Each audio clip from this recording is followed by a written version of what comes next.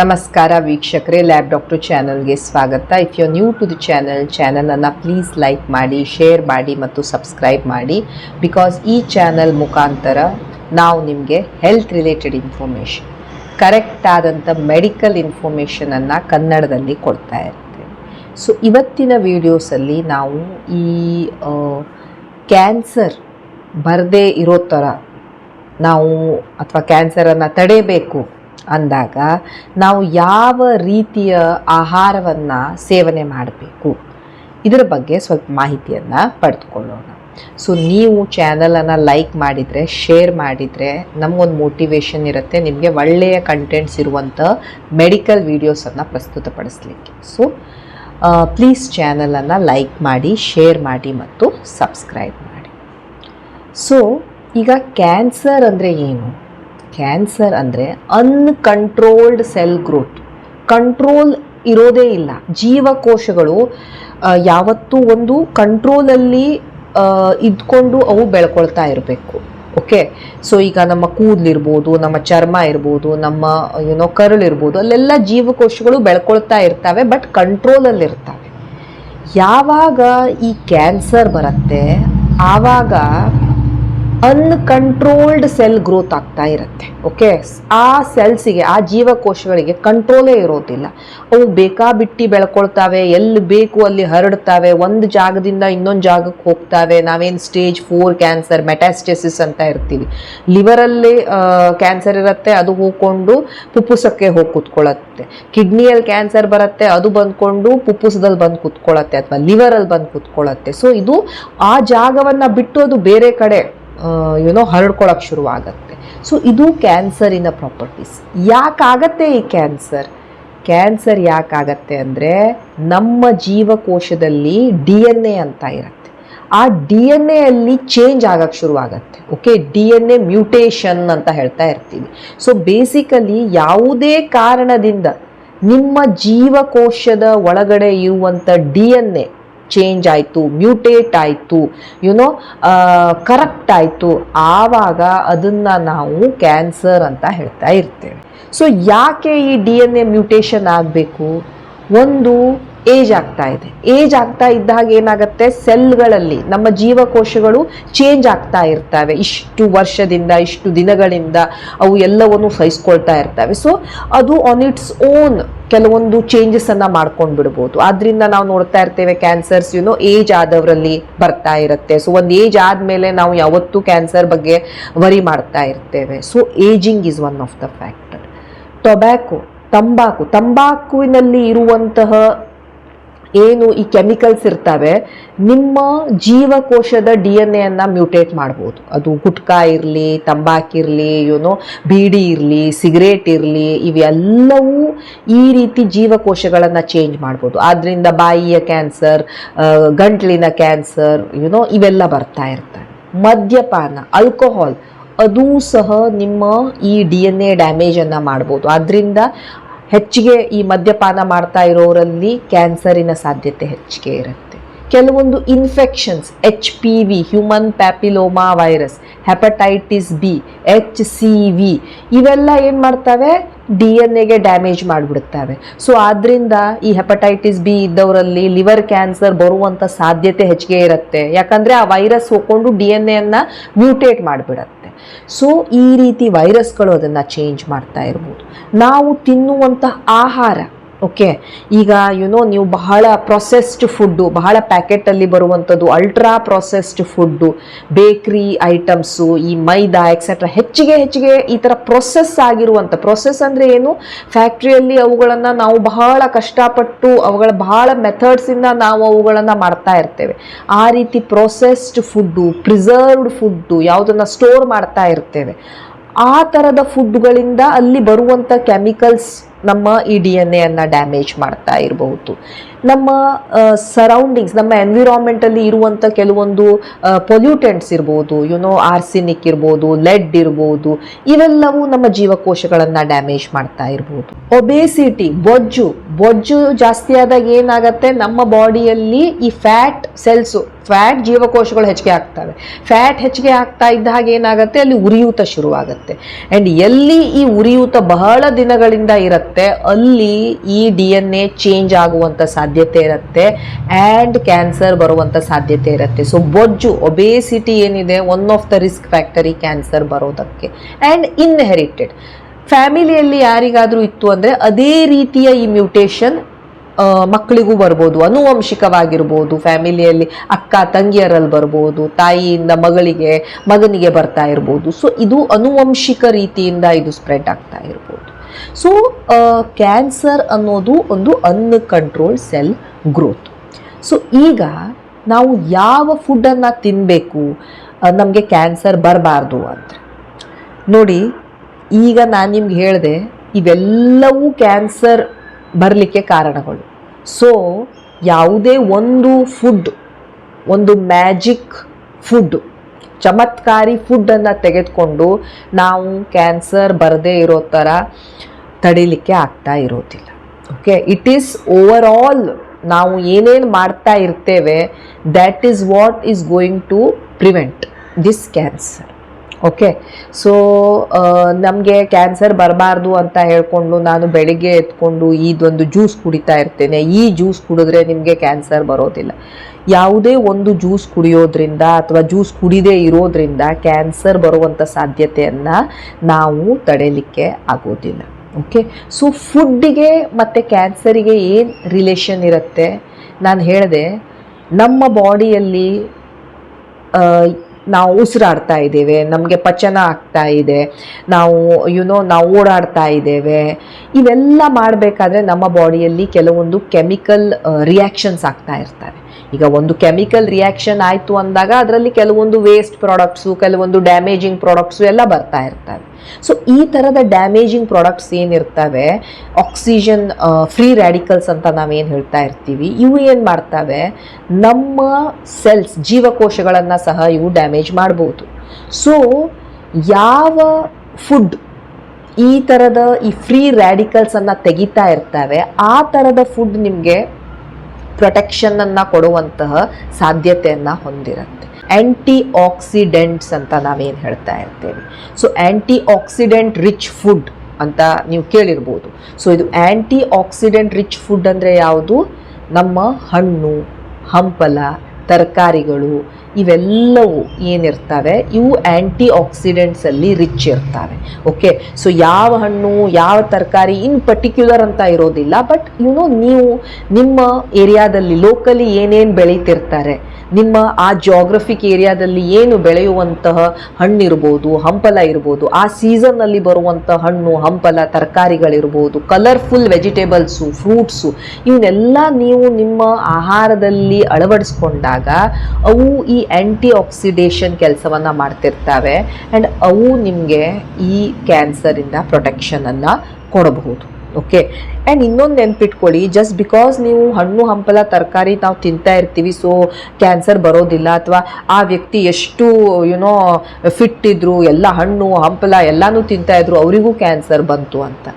So one thing ನೀವು ನೆನ್ಪಿಟ್ಕೊಳ್ಬೇಕು, ಇವೆಲ್ಲ ನಾವು ತೆಗೆದುಕೊಳ್ಳುವಂಥ ಪ್ರೊಟೆಕ್ಟಿವ್ ಮೆಷರ್ಸ್. ನಾವು ರಸ್ತೆಯನ್ನು ಕ್ರಾಸ್ ಮಾಡ್ತಾ ಇದ್ದೇವೆ, ಹೆಲ್ಮೆಟ್ ಹಾಕ್ಕೊಂಡು ನಾವು ಹೋಗ್ತಾ ಇದ್ದೇವೆ. ಸೊ ಹೆಲ್ಮೆಟ್ ಹಾಕ್ಕೊಂಡು ಹೋಗ್ತಾ ಇದ್ದಾಗ ನಮಗೆ ಆಕ್ಸಿಡೆಂಟ್ ಆಗುವಂಥ ಸಾಧ್ಯತೆ ಕಡಿಮೆ. ಬಟ್ ಯಾವುದೋ ಒಂದು ಗಾಡಿ ಬಂತು ನಮ್ಗೆ ಹೊಡಿತು, ಹೆಲ್ಮೆಟ್ ಹಾಕೊಂಡ್ರು ಹೊಡಿತು ಅಂದರೆ we cannot help it. So ನಮ್ಮ ಕೈಯಲ್ಲಿ ಏನೇನು ಫ್ಯಾಕ್ಟರ್ಸ್ ಇದೆ ಅದನ್ನು ನಾವು ಸರಿಪಡಿಸ್ಕೊಳ್ಬೋದು.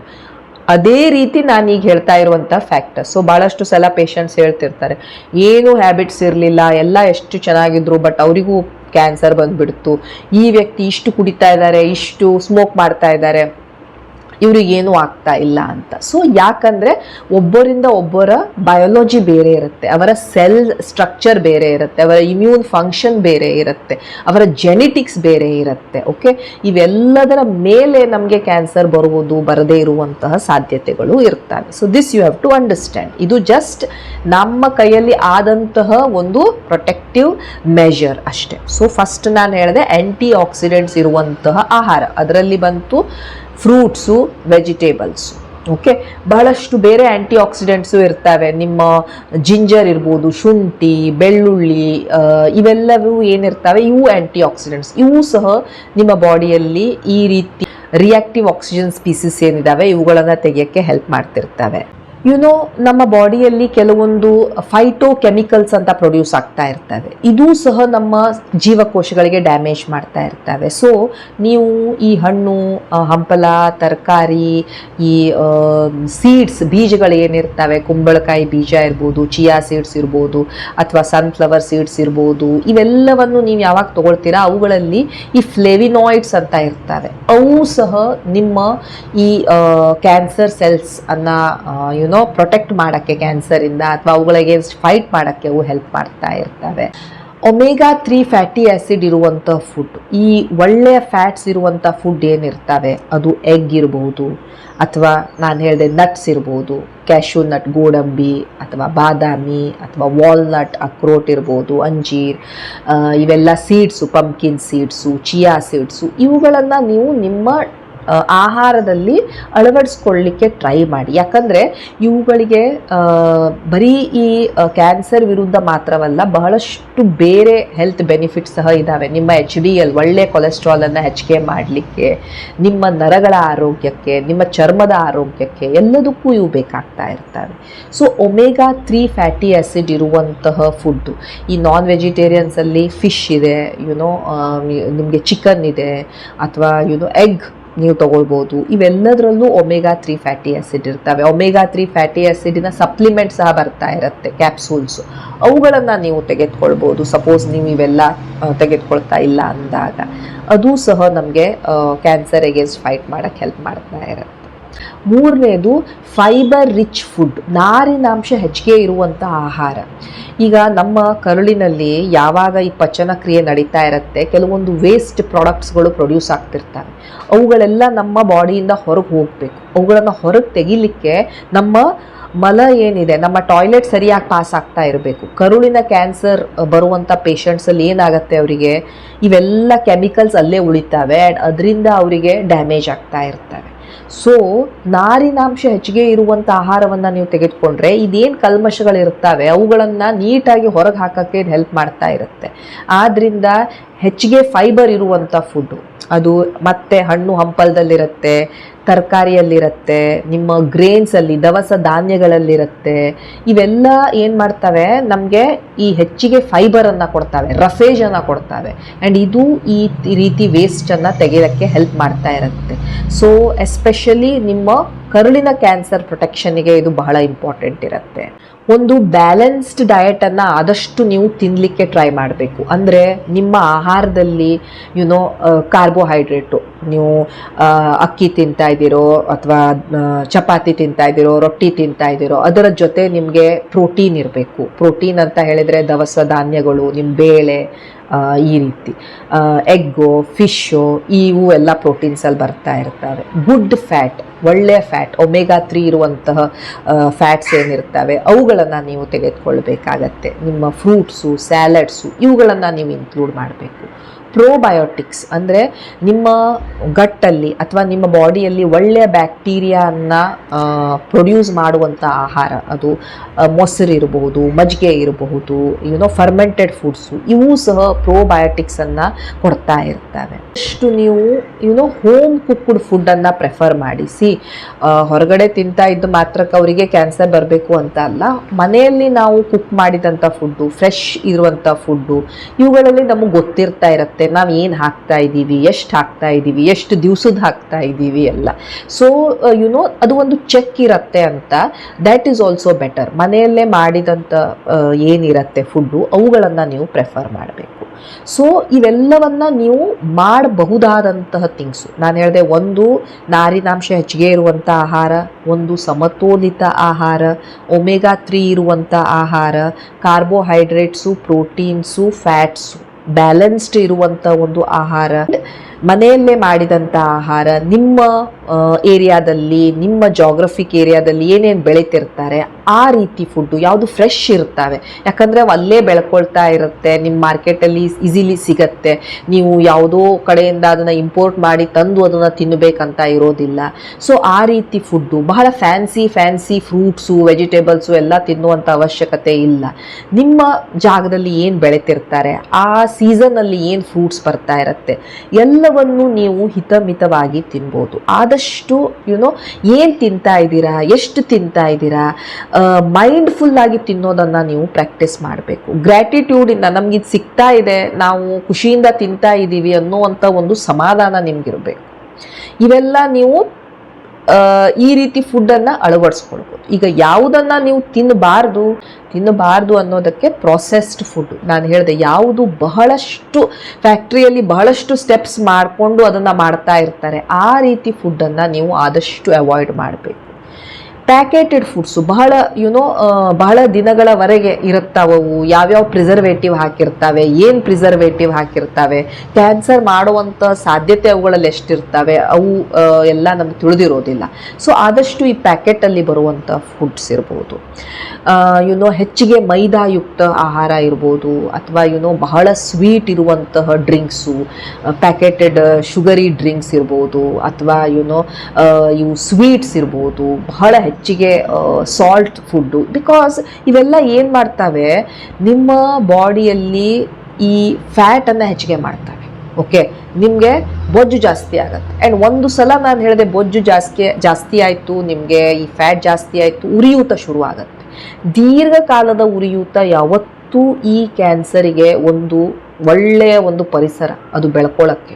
ಸೊ ಒಬೇಸಿಟಿಯನ್ನು ಕಡಿಮೆ ಮಾಡಬೇಕು ಅಂದಾಗ ಈ ರೀತಿ ಆಹಾರಗಳನ್ನು ನಾವು ಒಂದು ಲಿಮಿಟಲ್ಲಿ ಅಥವಾ ಬಹಳ ಕಡಿಮೆ ಮಾಡಿದರೆ ಅದು ಬೆಟರ್. ತಂಬಾಕು, ಓಕೆ, ಇವೆಲ್ಲ ಆಹಾರ ನಾನು ತಿಂತಾ ಇದ್ದೀನಿ, ಆದರೆ ದಿವ್ಸಕ್ಕೆ 1-4 ಸಿಗರೇಟ್ ಹೊಡಿತಾ ಇದ್ದೀನಿ ಅಂದಾಗ that is of no use. So ಈ ರೀತಿ ಆಹಾರಗಳನ್ನು ಜೊತೆ ಏನು ತಗೊಳ್ಬೇಕು, ಅದ್ರ ಜೊತೆ ನೀವು ಸ್ಮೋಕಿಂಗ್ ಎಕ್ಸೆಟ್ರಾ ಮಾಡ್ತಾ ಇದ್ರೆ ಅದನ್ನು ನಿಲ್ಲಿಸ್ಬೇಕಾಗತ್ತೆ. ಮದ್ಯಪಾನ ಎಕ್ಸೆಟ್ರಾ ಮಾಡೋದನ್ನು ನೀವು ಸ್ಟಾಪ್ ಮಾಡಬೇಕಾಗತ್ತೆ. ಈ ರೆಡ್ ಮೀಟ್, ಆದಷ್ಟು ಈ ಕೆಂಪು ಮಾಂಸ ಏನಿರುತ್ತೆ ಆ ಥರದ ಫುಡ್ಡನ್ನು ನೀವು ಬಹಳ ಕಡಿಮೆ ಮಾಡಬೇಕಾಗತ್ತೆ. ಅದರಲ್ಲಿ ಹೆಚ್ಚಿಗೆ ಫ್ಯಾಟು, ನಾರಿನಾಂಶ ಕಡಿಮೆ ಇರುತ್ತೆ ಅದರಲ್ಲಿ. ಸೊ ಈಸಿಲಿ ಡೈಜೆಸ್ಟ್ ಆಗೋದಿಲ್ಲ. ಓಕೆ, ಸೊ ಈ ಥರ ಪ್ರೊಸೆಸ್ಡ್ ಮೀಟ್ ಏನಿರುತ್ತೆ, ಅಥವಾ ಈ ರೆಡ್ ಮೀಟ್, ಕೆಂಪು ಮಾಂಸ ಏನಿರುತ್ತೆ, ಅವುಗಳನ್ನು ಕಡಿಮೆ ಮಾಡಬೇಕು. ಎಸ್ಪೆಷಲಿ ಈ ಥರ ಕಡಿಮೆ ಮಾಡೋದ್ರಿಂದ ಈ ಕರುಳಿನ ಕ್ಯಾನ್ಸರ್ ಬರುವಂಥ ಸಾಧ್ಯತೆ ಕಡಿಮೆ ಆಗುತ್ತೆ.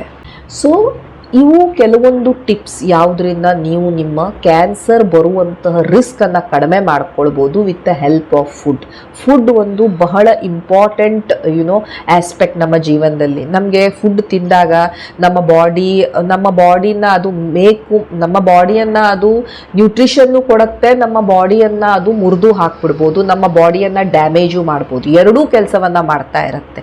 ಸೊ ಅದು ನಮ್ಮ ಮೇಲೆ ಇರುತ್ತೆ, ನಾವು ಹೇಗೆ ಆ ಫುಡ್ಡನ್ನು ಯೂಸ್ ಮಾಡ್ತಾ ಇದ್ದೀವಿ, ನಮ್ಮ ಬಾಡಿಗೆ ನರಿಶ್ ಮಾಡಕ್ಕೆ ಯೂಸ್ ಮಾಡ್ತಾ ಇದ್ದೀವೋ, ಅಥವಾ ನಮ್ಮ ಬಾಡಿಗೆ ಬೇರೆ ಬೇರೆ ರೋಗಗಳು ಬರಲಿಕ್ಕೆ ಒಂದು ಇನ್ವಿಟೇಷನ್ ಅನ್ನ ಕೊಡ್ತಾ ಇದ್ದೀವೋ ಅಂತ ನಾವು ಯಾವ ಥರದ ಫುಡ್ಡನ್ನು ಚೂಸ್ ಮಾಡ್ಕೊಳ್ತೀವಿ ಅದು ಡಿಪೆಂಡ್ ಆಗ್ತಾ ಇರುತ್ತೆ. ಸೊ ಯಾವುದೋ ಒಂದು ಮ್ಯಾಜಿಕ್ ಫ್ರೂಟಿಂದ, ಮ್ಯಾಜಿಕ್ ಡ್ರಿಂಕಿಂದ ಯಾವುದೇ ಕೆಲಸ ಆಗೋದಿಲ್ಲ. ವೆಲ್ ಬ್ಯಾಲೆನ್ಸ್ಡ್ ಫುಡ್ಡು, ನಿಮ್ಮ ವೇಟ್ ಮ್ಯಾನೇಜ್ಮೆಂಟು, ನಿಮ್ಮ ಎಕ್ಸಸೈಸು, ನಿಮ್ಮ ಸ್ಟ್ರೆಸ್ಸು, ನಿಮ್ಮ ಮೆಂಟಲ್ ಪೀಸು, ಇವೆಲ್ಲದರ ಮೇಲೆ ನಿಮ್ಮ ಓವರ್ ಆಲ್ ಬಾಡಿ ಫಂಕ್ಷನ್ ಮಾಡ್ತಾ ಇರುತ್ತೆ. Thank you so much for watching the video. Please like, share and subscribe the channel. Thank you.